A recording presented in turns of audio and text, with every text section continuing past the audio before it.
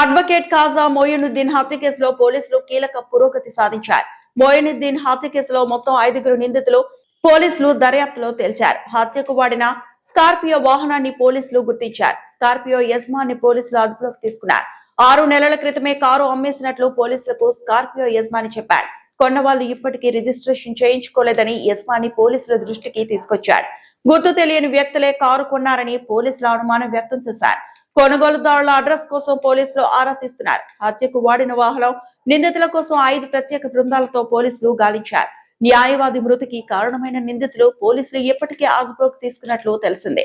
కవాడిగూడకు చెందిన వినయ్ తన కారుతో న్యాయవాది కాజా మొయినుద్దీన్ కు ఢీకొట్టినట్లు పోలీసులు గుర్తించారు. ఈ కారు ప్రమాదంలో ఇన్వాల్వ్ అయిన 4 వ్యక్తులను కల్వకుర్తి, గోవాలతో పోలీసులు అదుపులోకి తీసుకున్నారు. సోమవారం ప్రెస్ మీట్ పెట్టి వివరాలను నాంపల్లి పోలీసులు వెల్లడించనున్నారు. హైదరాబాద్ లో శనివారం తెల్లవారుజామున ఓ న్యాయవాది దారుణ హత్యకు గురైన సంగతి తెలిసిందే. పక్కా స్కెచ్ తో కారుతో ఢీకొట్టి హతమార్చారు.